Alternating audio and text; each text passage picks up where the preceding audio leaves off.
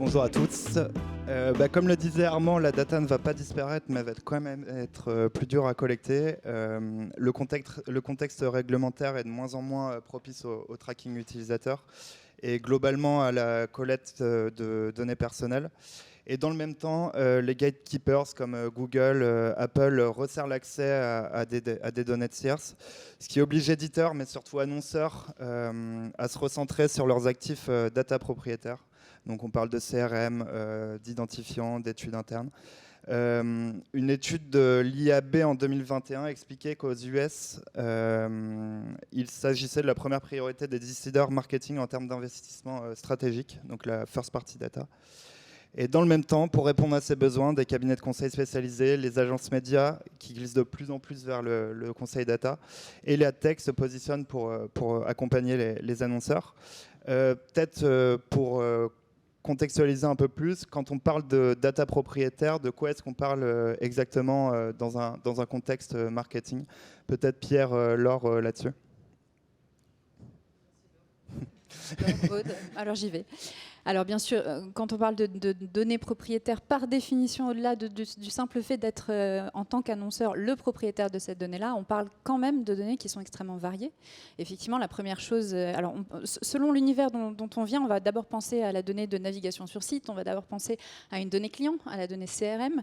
En réalité, c'est de la donnée qui peut provenir d'études, qui est extrêmement diversifiée, et il faut en avoir la vision la plus large possible, parce que c'est, avec ce qu'on vient de voir juste précédemment, la donnée qui sera la plus pérenne. Et c'est donc de cette donnée-là qu'il faut partir pour pouvoir construire des stratégies data un petit peu plus larges, enrichies, exploitables, et qui nous permettra, alors ça c'était la dernière phrase du point précédent, de maintenir un certain niveau de ciblage malgré tout.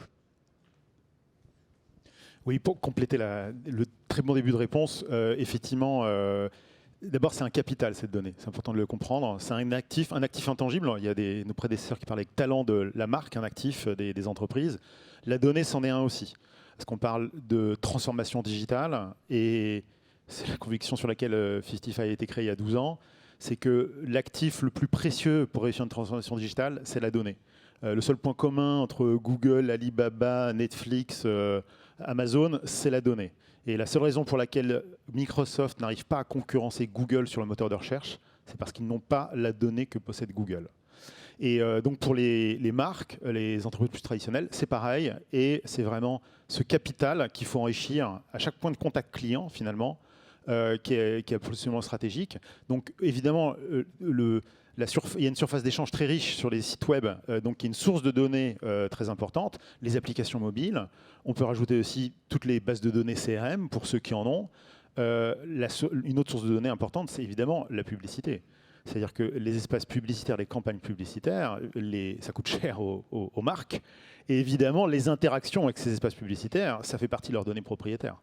Et puis on peut rajouter d'autres sources de données pour faire très vite, des données de vente, des données aussi de disponibilité, parce que savoir si un produit est disponible ou n'est plus disponible dans l'inventaire, c'est des données qui peuvent être très utiles aussi pour animer des campagnes. Moi, je voudrais compléter juste. Il y a un petit abus de langage, je trouve, quand on dit données propriétaires, puisque c'est bien l'individu, on l'a vu juste avant, qui accepte de partager ces données. Et je trouve que c'est là aussi notre rôle à jouer, c'est de pouvoir recréer ce lien de confiance finalement avec les individus que nous sommes tous, c'est-à-dire comment on fait pour justement retravailler cela, ce lien, et s'assurer qu'on apporte bien le bon bénéfice aussi à l'individu. Alors la donnée first, c'est une sorte de Graal en ce moment. Elle est utile. N'oublions pas qu'elle nécessite un consentement pour pouvoir être exploitée. Donc c'est un peu ce que tu dis, Aude. Ce consentement aujourd'hui, alors ça dépend dans quel sens on veut regarder la flèche, il est en hausse ou il est en baisse, mais toujours est-il que le non-consentement augmente. Donc il va falloir trouver des alternatives. La deuxième chose aussi qui est très importante, c'est que la donnée first, elle est activée dans un seul et même écosystème. Donc elle n'est pas traçable à l'extérieur de cet écosystème. Donc oui, ciblée dans un seul et même écosystème qui favorise très clairement les GAFA. Il faut dire les choses telles qu'elles sont, parce qu'ils ont des écosystèmes qui sont très forts, avec de la donnée first et souvent consentie. Pierre, vous en parliez, il y a beaucoup de points de contact et de points de collecte de cette data. Ça pose forcément des problématiques organisationnelles chez les annonceurs. Est-ce que vous pouvez un peu expliquer quelles sont ces problématiques qu'on peut rencontrer chez les annonceurs. Oui, alors rapidement, effectivement, donc on a évoqué un peu les différents points de contact.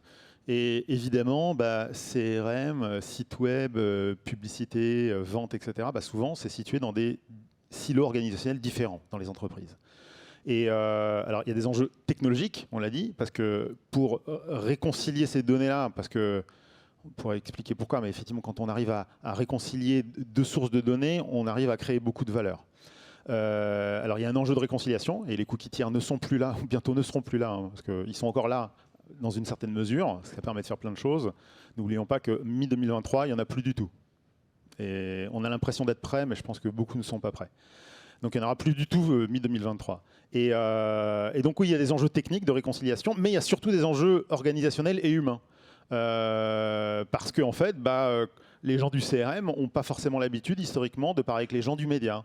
Et donc il y a toutes sortes de choses, y compris dans des choses très, très concrètes, de collecte de la donnée, de nomenclature, de comment on définit telle et telle variable, de comment est-ce qu'on définit tel ou tel groupe d'utilisateurs. Et c'est des gens qui ne se parlaient pas historiquement, c'est pas qu'ils ne s'aiment pas, c'est juste qu'ils n'ont pas les mêmes codes. Et ça pose beaucoup de problèmes effectivement organisationnels. Mais on a un formidable levier pour aligner l'ensemble de ces silos, c'est la marque. On en a parlé dans une des tables rondes. La marque, on a parlé de marketing de la communication. La marque, c'est ce qui permet d'obtenir un consentement, parce qu'elle a su créer une confiance, elle a un capital, elle propose une proposition de valeur pour ceux qui vont lui accepter de partager la donnée avec elle. Mais c'est aussi, et c'est ce qu'on voit de plus en plus, ce vers quoi tend l'ensemble de l'organisation au service de l'entreprise, que ce soit le département CRM qui travaille sa marque dans tous les programmes, programmes de fidélité, programmes d'engagement. On est sur une déclinaison de cet ADN de marque. Le média, c'est la même chose. On a beau être évidemment très connecté à des enjeux IT avec des DSI, c'est l'entreprise et la marque, c'est la direction que le board donne à l'entreprise. Donc on a bien souvent cette marque qui permet de faire le lien et qui est un vrai vecteur de valeur et d'alignement quand il s'agit de ces stratégies data à monter et de cette pérennité encore une fois. Moi, je rejoins juste Laure, effectivement, sur cette marque qui est hyper importante à travailler. Et notamment, là, tu parlais de la DSI, parce que je trouve que quand même, on a pas mal de freins, finalement, avec ce type d'intervenants aujourd'hui, dans le sens où ils sont quand même là aussi pour gérer ces enjeux de sécurisation de la donnée, bien évidemment, et leurs choix technologiques, souvent, sont portés, en fait, sur ces enjeux-là.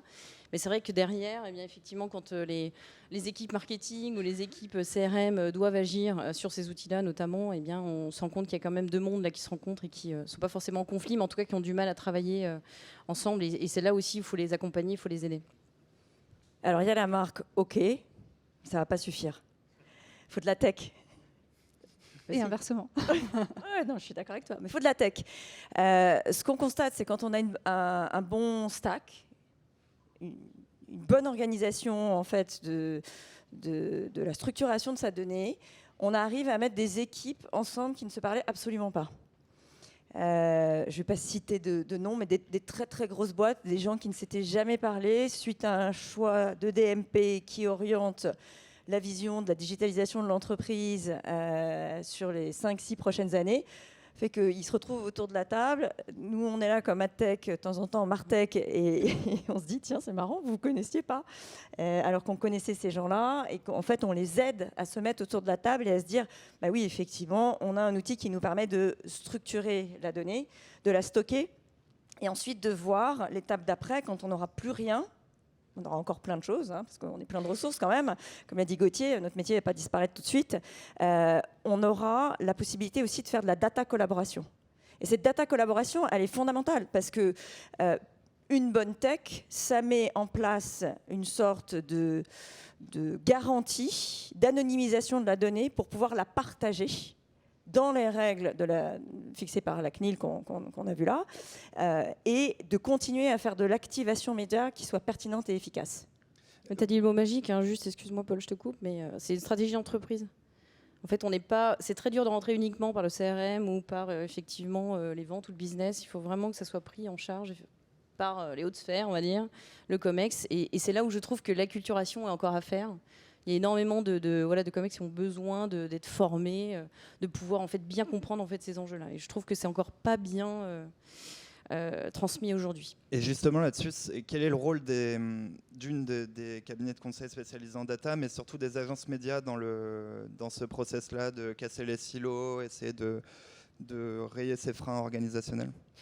Typiquement, nous, ça passe par des sessions de formation, d'évangélisation, c'est indispensable. On les fait au plus haut niveau, encore une fois. Idéalement, ce qui est sympa aussi, c'est de pouvoir les faire travailler ensemble. Donc souvent, c'est l'organisation d'ateliers de travail qui nous permettent quand même de concilier, justement, aligner des enjeux qui soient à minima faits entre CRM et médias. Je te rejoins Laure, parce qu'effectivement, sinon, on a deux discours distincts et des objectifs qui ne sont pas forcément alignés. Et où s'arrête votre champ de compétences là-dessus? Ça peut aller jusqu'au conseil tech ou Bien sûr, oui, pour déjà choisir, enfin, décider s'il y a une sélection à faire d'un outil en particulier, parce que c'est vrai qu'ils ont tous envie de s'équiper, mais il faut faire les bons choix. On a des niveaux de maturité quand même qu'il faut auditer au préalable, un investissement minimum à faire aussi sur le média digital. On en parlait tout à l'heure, la donnée CRM est clé, mais encore faut-il en avoir. Et qu'elle soit bien structurée aussi dès le départ. Nous on a l'occasion, il n'y a pas longtemps, de voir des fichiers en clair qui passent d'une boîte mail à une petite plateforme média. Donc c'est tous ces enjeux-là aussi, c'est la circulation de données à bien maîtriser, en tout cas pour les aider. Et le choix de la tech peut faciliter, mais c'est là-dessus qu'on les accompagne effectivement aujourd'hui. Moi, j'ai envie de défendre un peu les agences, parce que j'y ai passé 15 ans de ma vie et c'était merveilleux, avec Aude et Laure, entre autres. La grande valeur ajoutée d'une agence ou d'un groupe d'agences, c'est d'être agnostique. Une agence média doit être absolument agnostique. Si elle n'est pas agnostique, elle n'est pas crédible. Et donc, l'agnosticité que cette agence a dans le choix des médias, elle doit se retrouver dans le choix des partenaires. Et il y a une vraie transformation qui se fait et qui est portée par Aude chez Dentsu, par toi, Laure, et puis aider des cabinets comme 55. C'est juste fondamental de garder cette agnosticité. Après, il y a un autre élément qui est très important, ils en ont parlé aussi en introduction, les quelques agences qui sont venues intervenir, c'est qu'un annonceur qui zappe d'une agence à une autre en 1 an, en 2 ans, c'est fini, il ne construira jamais rien. Parce que c'est une construction d'outils, de techno, de confiance, de valeurs, de nouveaux KPI, de changement de paradigme s'il faut. Enfin, c'est un sujet de transformation fondamentale. On ne peut pas le faire en changeant de partenaire toutes les 5 minutes. On parlait tout à l'heure de niveau de maturité assez différents suivant les acteurs. Est-ce qu'il y a des secteurs aujourd'hui qui sont particulièrement en retard sur cette collecte et sur cette activation de données propriétaires, inversement des secteurs qui sont en avance? Alors, il y a des secteurs qui ne sont pas en retard. Ils ont simplement un modèle qui ne leur permet pas d'accéder à une donnée, ne leur permet pas d'avoir un CRM, comme tu le disais, Aude, qui est évidemment le secteur des FMCG et de toutes ces marques qui sont intermédiaires. Je caricature un peu avec les FMCG. En fait, il y en a beaucoup plus qu'on ne le croit. Et je rejoins la question précédente, c'est qu'on a aussi d'ailleurs un rôle à jouer, qu'on soit cabinet, agence média, agence data marketing ou technologie. C'est un peu l'exemple que tu donnais juste avant. C'est notre rôle, c'est de les aligner autour de workshops, autour de n'importe quel type de session de partage. Et c'est aussi d'aller jusqu'à leur proposer une gouvernance. Ça, c'est des choses que les DSI ont l'habitude de faire. Et ces gouvernances, c'est finalement des solutions et des visions de la façon dont l'entreprise va s'organiser autour de la data et autour des use cases business que la data va pouvoir adresser, qui va permettre d'aligner et sur lequel les agences sont forcément motrices. Et justement, je reprends le cas de ces acteurs qui ont peu de données et qui sont peut-être plus en difficulté que ceux qui en ont davantage. Ces acteurs-là, évidemment, ils se posent énormément de questions. Ces secteurs, prenons le cas des FMCG. Ils ont, alors d'ailleurs, soit ces acteurs-là, soit c'est les acteurs qui ont vu une baisse drastique du consentement, parce que au niveau de la promesse, au niveau de la marque, au niveau de la confiance, on a eu une rupture, on a eu quelque chose qui a fait que le consommateur, le citoyen que l'on est, ne s'y retrouve pas. Ces acteurs-là, des solutions de gouvernance où on se donne un cap et où on aligne le marketing, la DSI et l'ensemble des parties prenantes, le média évidemment, et les agences, les partenaires, que ce soit des partenaires technologiques ou des partenaires d'activation, des partenaires conseils, permettent de définir les grandes étapes sur comment aller recollecter de la data, une data peut-être un peu moins volumique, parce qu'on sait qu'on aura plus de mal à aller créer de nouveaux consentements, régénérer de la collecte de data, mais de meilleure qualité et qui permettra de contourner le problème de ces acteurs qui n'ont pas un accès direct à leurs clients et à leurs consommateurs. Ouais, rapidement sur les secteurs. Alors évidemment CPG compliqué.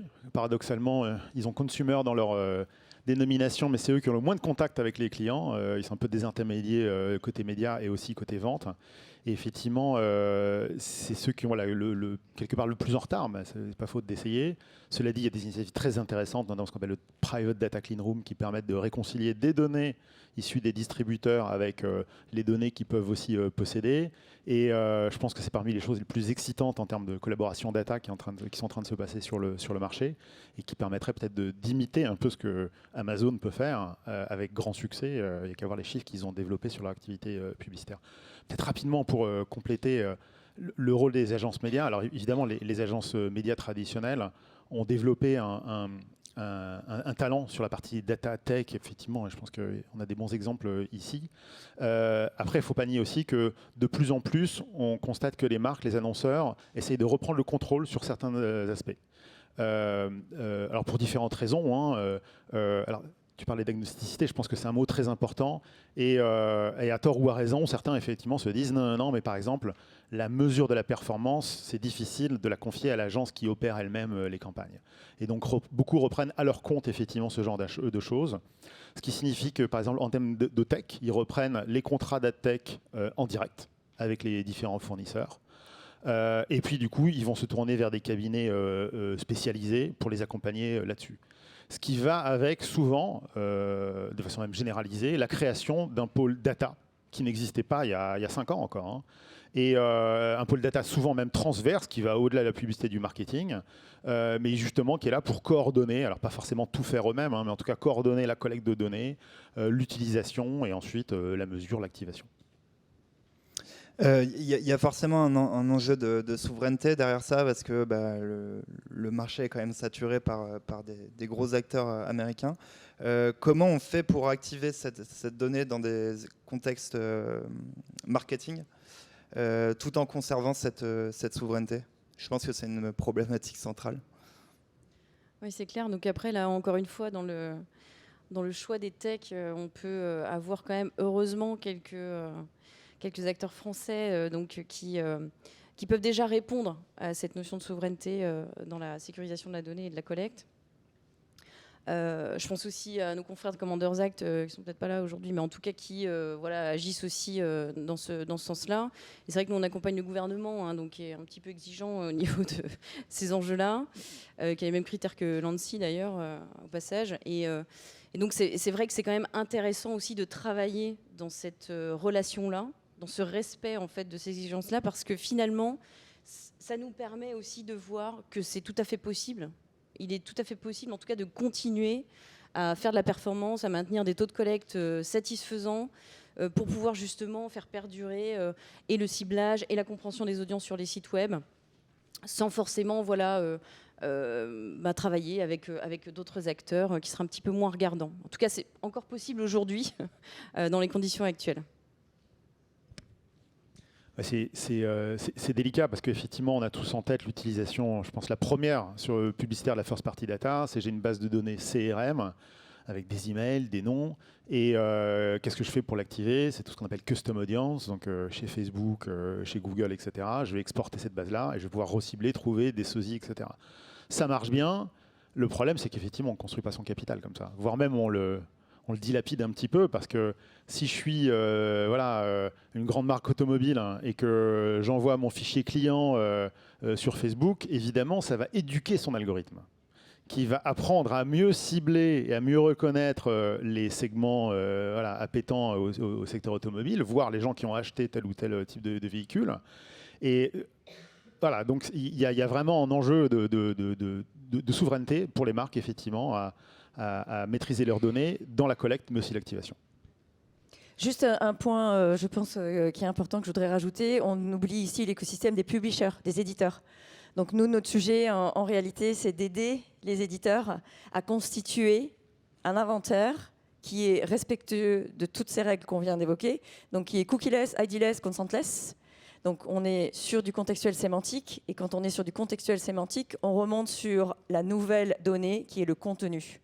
À partir du moment où on a ça, c'est exploitable par tout l'écosystème. On avait gardé un peu de temps pour des questions de la salle. Est-ce qu'il y a des questions ? Alors, tu as droit à une dernière question.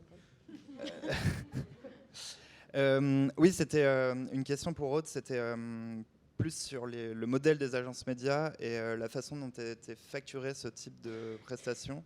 Est-ce qu'on évolue vers des modèles qui vont être plus proches de la facturation jour homme, conseil Oui, on fait comme 55 maintenant. Parce que c'est quand même l'enjeu à terme. Non, on facture au forfait, effectivement, au jour homme. Donc, c'est du temps passé, pardon. Donc, c'est soit du forfait, soit du temps passé par rapport à la réalité de livraison de la prestation. Et donc, ça inclut l'accompagnement en amont, effectivement, des AO. On pilote, effectivement, aussi parfois la rédaction des cahiers des charges. On aide, bien évidemment, le marché aussi là-dessus parce qu'il y a beaucoup à faire. Et puis, on aide au run, au delivery, effectivement, de plateformes d'activation data, donc DMP/CDP. Et d'autres, en fait, parce qu'il y a énormément de choses qui arrivent sur le marché, notamment les plateformes de perso on-site. Et puis, voilà, l'objectif, c'est aussi qu'on soit bien rémunéré, en fait, pour ces prestations à forte valeur, parce que le modèle, effectivement, d'ailleurs, on l'a débattu tout à l'heure, des agences médias, voilà, paupérise, en fait, nos métiers. Et ça, je trouve ça vraiment, vraiment dramatique. Donc, agissons tout de suite. Juste pour compléter, effectivement, un clin d'œil, faire partie de nos convictions, il s'agit de rémunérer tout simplement le travail, l'expertise et la valeur que les gens consacrent. Et ça se mesure en temps passé par des experts, des professionnels, et pas forcément en pourcentage de l'achat média. Surtout quand on parle de digital, augmenter le spend sur une campagne digitale, ça se fait en 2 clics. J'ai pas besoin d'y passer 2 fois plus de temps. Donc en fait, c'est pas la bonne métrique. Je pense que c'est le bon sens, mais c'est vrai qu'il y a encore beaucoup d'annonceurs qui font des appels d'offres et qui imposent certains modes de rémunération. Et c'est là aussi, effectivement, je pense que c'est pas, voilà, les agences médias parfois aussi subissent le contexte du secteur. Eh bien, je crois que la table ronde arrive à son terme. Merci à tous pour votre participation. Merci.